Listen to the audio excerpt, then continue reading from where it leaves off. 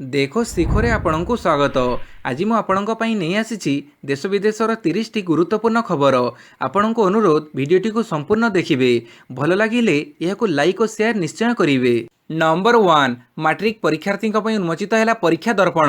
Matric ପରୀକ୍ଷାର୍ଥୀଙ୍କ ପାଇଁ ପ୍ରସ୍ତୁତ ପୁସ୍ତକ ପରୀକ୍ଷା ଦର୍ପଣକୁ କାଲି ଗଣଶିକ୍ଷା ମନ୍ତ୍ରୀ ସମୀର ରଞ୍ଜନ ଦାସ ଉନ୍ମୋଚନ କରିଛନ୍ତି। 700 ପୃଷ୍ଠା ସମ୍ବଳିତ ଏହି ଗାଇଡ୍ ପୁସ୍ତିକା ଛାତ୍ରଛାତ୍ରୀଙ୍କୁ ପରୀକ୍ଷା ପାଇଁ ପ୍ରସ୍ତୁତି କରିବାରେ ସହାୟକ ହେବ। ଏଥିରେ ମାଟ୍ରିକ ପରୀକ୍ଷାର ସମ୍ଭାବ୍ୟ ପ୍ରଶ୍ନ ଓ ଉତ୍ତର ରହିଛି। ରାଜ୍ୟର 6,20,000 ମାଟ୍ରିକ ଛାତ୍ରଛାତ୍ରୀଙ୍କୁ ଏହି ବହି ମାଗଣାରେ ଦିଆଯିବ। ଏବେ ପ୍ରତ୍ୟେକ ଜିଲ୍ଲାର ଜିଲ୍ଲା ଶିକ୍ଷାଧିକାରୀଙ୍କ ପାଖରେ ପହଞ୍ଚିବ। ତାପରେ ସେଠାରୁ ଫେବୃଆରୀ 12 ତାରିଖ ସୁଦ୍ଧା ସମସ୍ତ ଛାତ୍ରଛାତ୍ରୀଙ୍କ ପାଖରେ ପରୀକ୍ଷା ଦର୍ପଣ ପହଞ୍ଚାଯିବ ବୋଲି ମନ୍ତ୍ରୀ ସମୀର ଦାସ କହିଛନ୍ତି।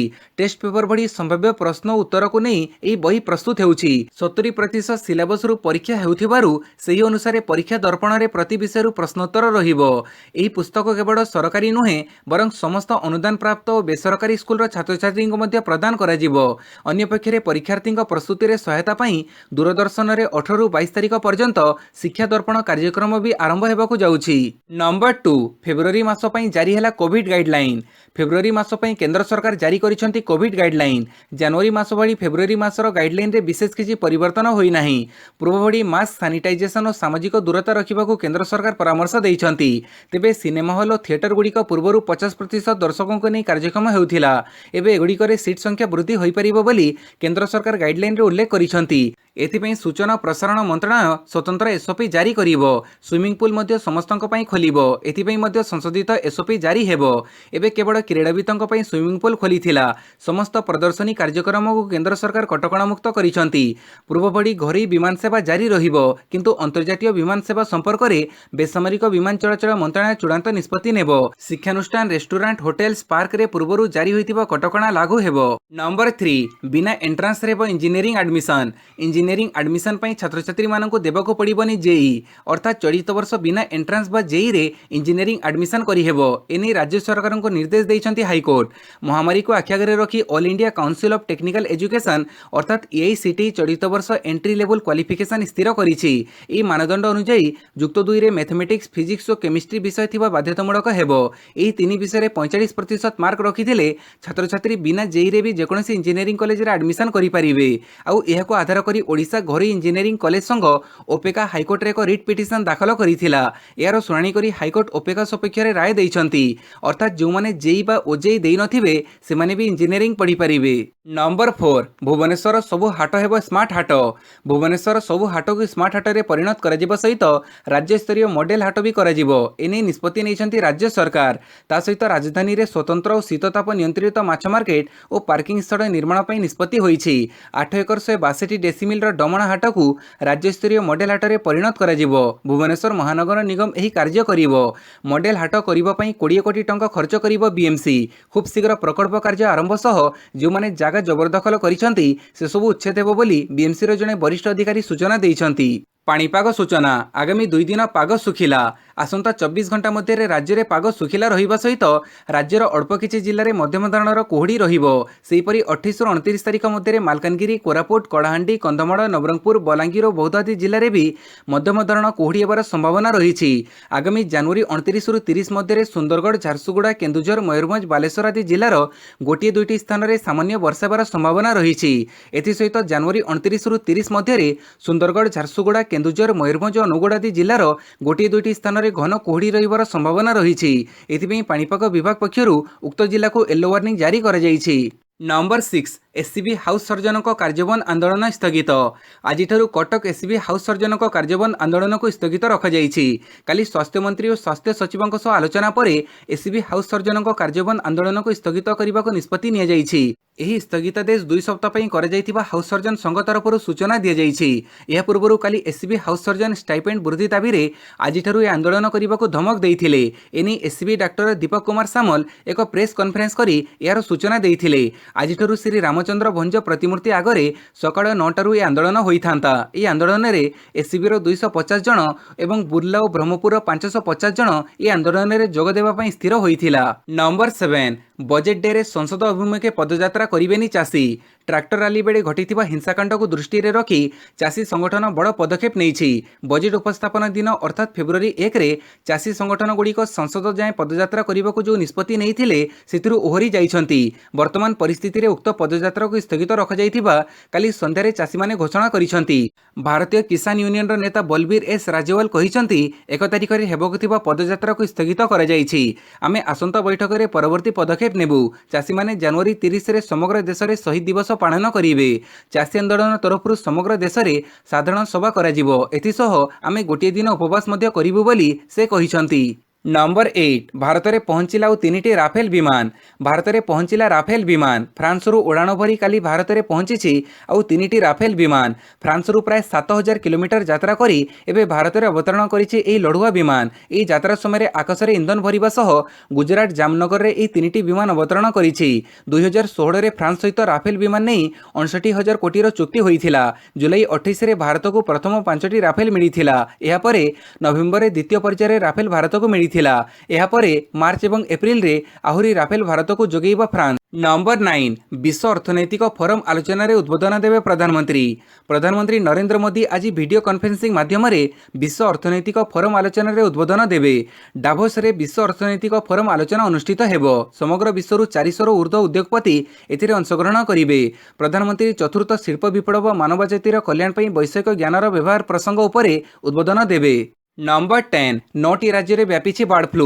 मत्स्य पशुपालन और दुग्धोत्पादन मंत्रालय कही वर्तमान सुधा देशर 9टी राज्य में पक्षी ज्वर बा बार्ड फ्लू व्यापी निश्चित होती। राज्यगुड़िक मध्य केरल, हरियाणा, मध्यप्रदेश, महाराष्ट्र, छत्तीसगढ़, उत्तराखंड, गुजरात, उत्तर प्रदेश और पंजाब रही। मंत्रालय कही 12टी राज्य में कूआ और देशांतरित हो आसिथिबा पक्षी और बणुआ पक्षी मानकठारे यह देखादेइछि।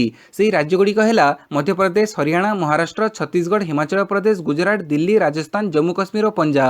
नंबर 11 ब्रिटेन स्ट्रेन को हरइबारे सक्षम कोवैक्सीन कहला भारत बायोटेक।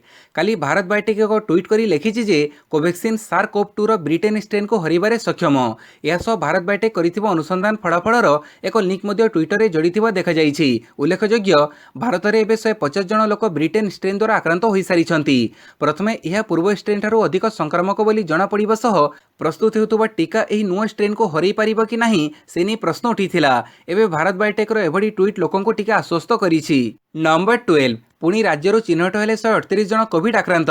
काली राज्य चिन्हट हेले 138 जन कोविड आक्रांत। अनुगुड़ 3, बालेश्वर 6, बरगढ़ 7, भद्रक 4, बलांगीर जड़े, बौद्धर जड़े, कटक 26, देवगढ़ 2, गजपति 2, गंजाम 3, जगतसिंहपुर 4, जाजपुर 6, झारसुगुड़ा 4, कढ़ाहांडी जड़े, केन्दुझर 3, खोर्धार 8, मालकानगिरी जड़े, मयूरभंज 3, नुआपड़ा 15, पुरी 9, रायगढ़ जड़े, संबलपुर 9, सुवर्णपुर 3 और सुंदरगढ़ 16 जन आक्रांत चिन्हट होइछंती। नंबर 13 अति बड़ी जगन्नाथ दास पुरस्कार पाइबे रामचंद्र बेहेरा। चलित वर्ष ओडिशा साहित्य एकाडेमी सर्वोच्च सारस्वत सम्मान अति बड़ी जगन्नाथ दास पुरस्कार पाइबे प्रख्यात कथाकार रामचंद्र बेहेरा। एसहित 15 जन वरिष्ठ साहित्यिकों को एक स्वतंत्र कार्यक्रम में समर्थित कर ओडिशा साहित्य एकाडेमी सभापति हरिहर मिश्र अध्यक्षतार बुधवार अनुष्ठित बैठक में यह घोषणा होईछि। बैठक में होइथिबा निष्पत्ति अनुसार ओडिशा साहित्य एकाडेमी 2020 मसीहा निमंते मर्यादाजनक सर्वोच्च सारस्वत सम्मान अति बड़ी जगन्नाथ दास पुरस्कार प्रख्यात कथाकार रामचंद्र बेहेरा को मिलिबो। सेहीपरि 15 जन वयोज्येष्ठ सारस्वत साधक साधिका संबर्धना दिजिबो। नंबर 14 चाषी आंदोलन में फाट। हिंसा विरोध में सुप्रीमकोर्ट रे 3 मामला। दिल्ली में चलता चाषी आंदोलन में बड़ फाट देखा देइछि। दिल्ली में हिंसा पर काली 2टी बड़ कृषक संगठन राष्ट्रीय किसान मजदूर संघ और भारतीय किसान यूनियन कृषक आंदोलन निजक अलग कर अन्य पक्षरे गतकाली होइतिबा हिंसा विरोध में सुप्रीमकोर्ट रे 2टी मामला रुजु होइछि। एही हिंसा मामला रे प्रधान विचारपति हस्तक्षेप दाबी करी सुप्रीमकोर्ट रे 3टी आवेदन दाखल होइछि। पूर्वरु सुप्रीमकोर्ट कहिथिले जे ट्रैक्टर शोभायात्रा शांतिपूर्ण हेबा उचित। एही हिंसा पर दिल्ली को लगी राज्य हरियाणा, उत्तर प्रदेश, राजस्थान आदि रे हाई अलर्ट जारी कर जाइछि। नंबर 15 मार्च 1 तारिख में सचिवालय घेराव कहले सुर राउतराय 2012 मसीह जड़े सेटलमेंट अफिसर आम मानकर पैतृक स्थितावान भूसंपत्ति को भूलवशतः श्री जगन्नाथ नाम नामित करदेवा दीर्घ 9 वर्ष धरी निजर भिटामाटी घर हिड़ और जमीजमा को पुनः निज नाम फेरई आने आम संघर्ष कर आसुछु मात्र राज्य सरकार आमर दुख को शुणुना काली गुआझर ठारे अनुष्ठित एक सांबादिक सम्मेलन में जटणी विधायक श्री सुरेश कुमार राउतराय अभियोग करिसेंति जदि सरकार आम कथा को विचार न करती तेबे आगामी मार्च 1 तारिख दिन निजर पैतृक भिटामाटी और जमीबाड़ी पई आमे सचिवालय को घेराव करिबु बोली निष्पत्ति ग्रहण करिछु एहार परिणति पई सरकार दायी रहिबे बोली श्री राउतराय कहिसेंति। नंबर 16 49,000 तड़क खसला सुना दर काली सुनरूप दर में ह्रास देखा मिली मल्टी कमोडिटी एक्सचेंज रे काली सकाळे सुना दर प्रति 10 ग्राम को 297 टंका ह्रास पाई 48,846 टंका ट्रेंड करुथिला।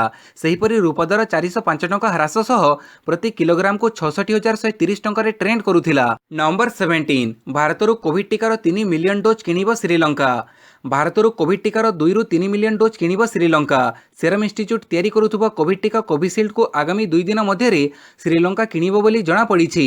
आज भारतर कोविशील्ड टीका श्रीलंका रे पहुंचिबो एवं कोलंबो अंतर्जातीय विमानबंदर रे श्रीलंका राष्ट्रपति गोटबाया राजपक्षे यह ग्रहण करेंगे। मोट 2,50,000 लोक मुख्यतः स्वास्थ्यकर्मी पुलिसकर्मी और गुरुतर रोग में पीड़ित थिबा वृद्धों को यह टीका दिज्व। भारत समेत चीन रू 3 लाख मागणा टीका आसिबा सह टीका पई श्रीलंका सरकार रूस को मध्य अनुरोध करिबे बोली जଣା पड़ी। नंबर 18 दिल्ली हिंसा घटना रे अमित शाह इस्तीफा दाबी कला कांग्रेस गणतंत्र दिवस रे दिल्ली रे घटिथिबा हिंसाकांड पई कांग्रेस क्षमतासीन मोदी सरकार को दायी करिछि। किसान को बदनाम करिबा पई लालकिल्ला रे किछि असामाजिक लोकन को प्रवेश पई अनुमति मिलिथिला। असामाजिक व्यक्ति लालकिल्ला रे दंगा करुथबा बेले दिल्ली पुलिस चौकी रे बसी आराम करुथिला। बीजेपी रो सबुठारु विश्वस्त मोदी शाह चेला दीप सिद्धू लालकिल्ला रे उपस्थित रही पताका उड़ाउथिले। यार अर्थ किसान आंदोलन को बदनाम करने यह एक योजनाबद्ध षड्यंत्र। दिल्ली पुलिस उत्पात करिथिबा लोकंक विरोध में मामला करने परिवर्ते स्वराष्ट्र मंत्री अमित शाह निर्देश में संयुक्त किसान मोर्चार चाषी नारे मामला करिछि।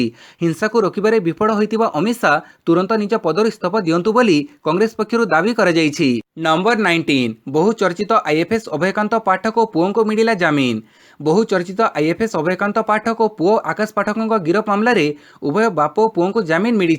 विजिलेंस कोर्ट उभय बाप पुओं को जामिन मंजूर करिसेंति।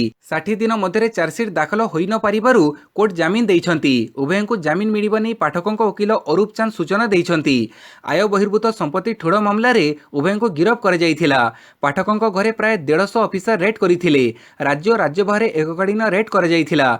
रेड करी गिरफ करथिले भी निर्धारित दिन मध्य विजिलेंस चार्जसीट दाखल करि पारि नथिला। एणु नियम अनुसार कोर्ट बापपुओं को जामिन प्रदान करिसेंति। नंबर 20 दिल्ली हिंसा पछरे षड्यंत्रर गंध बारिले चाषी गणतंत्र दिवस रे कृषि आईन विरोध में आयोजित ट्राक्टर रैली बेले घटिथिबा हिंसाकांड पछरे बड़ धरणर षड्यंत्रर गंध बारिछि चाषी संगठन। चाषी माने दीर्घ दिन हेला करुथुबा शांतिपूर्ण आंदोलन को भंडूर करिबा पई किछि असामाजिक व्यक्ति और संगठन एबडी हिंसाकांड घटिथिबा चाषी माने कहिसंति। एथिसह चाषी नेता माने आंदोलनकारी को शांति स्थापन पर निवेदन करिसेंति। केंद्र विरोध में सेमानक लड़ई दीर्घ दिन धरी चलिबो बोली मध्य से कहिसेंति। गणतंत्र दिवस रे चाषी माने ट्राक्टर रैली करुथबा बेले दिल्लीर विभिन्न स्थान में हिंसाकांड घटिथिला। तेबे एही हिंसाकांड घटनारू चाषी संगठन निजको दूरेई रखिछि। नंबर 21 राज्य में भिक्षावृत्ति पई शिशु चालान राकेट राज्य में चली शिशु चालान राकेट विभिन्न स्थान में शिशु को अपहरण कर भिक्षावृत्ति कार्य में नियोजित कर एवं यह पछरे राकेट काम करुछि बोली सूचना मिली।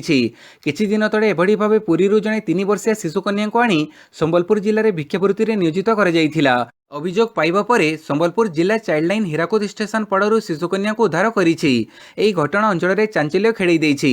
शिशुकन्याटी कहार केमिति संबलपुर आसिला ताहा जଣା पड़ी नाही। तेबे जणे किन्नरक नाबालिका झियो ई शिशुटी को पुरीरू आनिथिले बोली सूचना मिली। नंबर 22 आतंकवादी ग्रेनेड आक्रमण में 4 जवान आहत आतंकवादी ग्रेनेड आक्रमण में 4 जवान आहत होइछंती।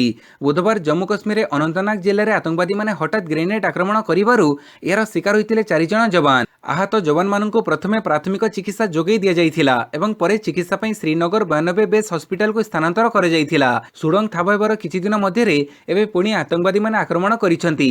एनै घटनास्थल में सुरक्षा बढ़ाई दिया जाइछि। नंबर 23 4 वर्ष पर जेल रू मुकुड़िले शशिकला 4 वर्ष पर जेलरू मुकुड़ी तमिलनाडुर पूर्वतन मुख्यमंत्री जयललिता घनिष्ठ बांधवी शशिकला 2017 में जयललिता पालित सन्तान सुधाकरण बहु जे इलाभारसी मिसी शशिकला 66 कोटी टंका आत्मसात अभियोग में 4 वर्ष जेल दंड में दंडित कर जेल अवधि शेष होगा पर मुक्त कर। नंबर 24 मो स्कूल अभियान में बालेश्वर राज्य में प्रथम। मो स्कूल अभियान में बालेश्वर जिला राज्यर प्रथम थे प्रथम स्थान अधिकार करिछि। जिलूर मोट 3 कोटी 32 लक्ष 10,117 टंका पांठी संग्रह कर मो स्कूल अभियान में जमा कर विद्यालय उन्नतीकरण निमंते उक्त अर्थराशि को जिलापाल के सुदर्शन चक्रवर्ती जिला स्तरीय बैठक में अनुमोदन करिसेंति। जिलार समस्त विद्यालय सह जोड़ी होइतिबा दाता वृंद तथा पुरातन छात्र आलुमिनी मिलित उद्यम संगृहीत होइतिबा पांठी को विद्यालय उन्नतीकरण निमंते खर्च करा। नंबर 25 ओडिशा को 2,994 कोटी जीएसटी क्षतिपूरण। केंद्र सरकार काली जीएसटी क्षतिपूरणर त्रयोदश किस्ती राज्यगुड़ी को देइछंती। 13 थर में मोट 78,000 कोटी टंका जारी होईछि। सेथिरु ओडिशा भागरे 2,994.6 कोटी टंका पड़ीछि। प्रति किस्ती रे हाराहारी भावे ओडिशा प्राय 208 कोटी टंका पाउछि। काली केंद्र सरकार देइथिबा 6,000 कोटी टंकारु 23 राज्य 5,516.60 कोटी टंका और 3 केंद्रशासित अंचल को 483.40 कोटी टंका मिली। जीएसटी लागू हेबा परे राजस्व हानि सहु नथिबा 5टी राज्य अरुणाचल प्रदेश, मणिपुर, मिजोरम, नागालैंड और सिक्किम को क्षतिपूरण राशि देबाकू पड़ू नाही। नंबर 26 दिल्ली हिंसा 550 अकाउंट को अचड़ कला ट्विटर। गणतंत्र दिवस रे चाषी माने करिथिबा ट्रैक्टर परेड समय होइथिबा हिंसा पई ट्विटर 550 रु अधिक अकाउंट को स्थगित रखिछि। ट्विटर ए बाबद सूचना देई कहिछि जे गणतंत्र दिवस रे आयोजित होइथिबा ट्रैक्टर रैली रे दिल्लीर किछि अंचल रे घटिथिबा हिंसा को दृष्टि रे रखी आमे 550 रु अधिक अकाउंट को स्थगित रखिछु। माइक्रो ब्लॉगिंग वेबसाइट रो मुखपात्र कहिसंति जे स्पैम और प्लेटफॉर्म मैनिपुलेशन सह जड़ित उपभोक्ता विरोध में कार्यानुष्ठान ग्रहण करी एभली पदक्षेप निया जाइछि। नंबर 27 18 आईपीएल खिलाड़ी निलाम प्रक्रिया। इंडियन प्रीमियर लीग रो परवर्ती संस्करण लगी निलाम प्रक्रिया आसंता मास 18 तारिख में चेन्नई ठारे अनुष्ठित हेबो। एनी बुधवार ट्विटर जोगे आईपीएल रो आयोजक माने घोषणा करिसेंति। चेन्नई रे भारत इंग्लैंड टेस्ट सीरीज रो प्रथम 2 मैच परे एही मिनी ऑक्शन आयोजित हेबो। फेब्रुआरी 5 तारिख रु सीरीज रो प्रथम और परे 13 रु 17 तारिख मध्य चेपक स्टेडियम रे खेला जिवो द्वितीय टेस्ट मैच। आगामी आईपीएल केउठारे खेला जिवो से नै एपर्यंत कोनोसी निष्पत्ति करि नाही भारतीय cricket control board. Number 28 ICC ODI batsman मान्यता शीर्ष रे कोहली। अंतर्जातीय क्रिकेट परिषद सद्य एक दिवसीय बैट्समैन मान्यता प्रकाश करिछि। भारतीय अधिनायक विराट कोहली एवं हिटमैन रोहित शर्मा सेमानक आधिपत्य जारी रखिछंती। आईसीसी ओडीआई बैट्समैन मान्यता रे विराट 877 पॉइंट एवं रोहित 842 पॉइंट प्रथम एवं द्वितीय स्थान रे अछंती। एथि सहित बॉलर तालिका रे द्रुत बॉलर जसप्रीत बुमरा तृतीय स्थान रे रहिछंती। आहत कारणरू रोहित ऑस्ट्रेलिया गस्तरे सीमित ओवर सीरीज रु वंचित होइथिले। नंबर 29 पुणी बिगिड़िला सौरभ गांगुली स्वास्थ्य हॉस्पिटल रे हेले भर्ती। भारतीय क्रिकेट दलर पूर्वतन अधिनायक तथा बीसीसीआई सभापति सौरभ गांगुली स्वास्थ्य पुणी बिगिड़ी जाइछि। तांको कोलकाता अपोलो हॉस्पिटल रे चिकित्सा पई भर्ती कर जाइछि। सेठारे डाक्तर तांको चिकित्सा जारी रखिछंती। किछि दिन पूर्वरु अर्थात जनवरी 2 तारिख रे सकाळे जिम रे व्यायाम करुथबा बेले हठात छाती रे जंत्रणा अनुभव करथिले गांगुली। एहा परे तांको कोलकातार वुड्सलैंड हॉस्पिटल रे भर्ती कर जाइथिला। सेठारे तांकर एंजियोप्लास्टी कर जाइथिला। एंजियोप्लास्टी कर जिवा परे स्वास्थ्यावस्था स्थिर रहिथिबा कथा डाक्तर सूचना देइथिले। तेबे तांकर आर्टरी ब्लॉकेज रहिथिबा हेतु एबडी समस्या देखा देइथिबा डाक्तर माने से समय रे कहिथिले। नंबर 30 शेष बॉल रे छक्का मारी दल को सेमी रे पहुंचेले विष्णु। चलित सैयद मुस्ताक अली ट्रॉफीर सबुठारु रोमांचकर मैच रे विजय हासिल करिछि बरोदा। ई विजय सह बरोदा टूर्नामेंट रो सेमीफाइनल रे प्रवेश करिछि। हरियाणा विपक्ष रे मैच रु युव तारक विष्णु सोलांकी शेष बॉल रे छक्का मारी दल को सफलता दैछंती। प्रथमे बैटिंग करुथबा हरियाणा 7 विकेट हरई 148 रन करिथिला। एहा परे विष्णु सोलांकी निजर जलुआ देखैथिले। से 4टी चौक 5टी छक्का सह 46 बॉल रे अपराजित 71 रन करिछंती। विशेष करी शेष ओवर रे दल को जितिबा पई 18 रन दरकार थिबा बेले विष्णु शेष बॉल रे छक्का मारी दल को जितेइछंती। भिडियोटी को संपूर्ण देखिथिबारु बहुत बहुत धन्यवाद।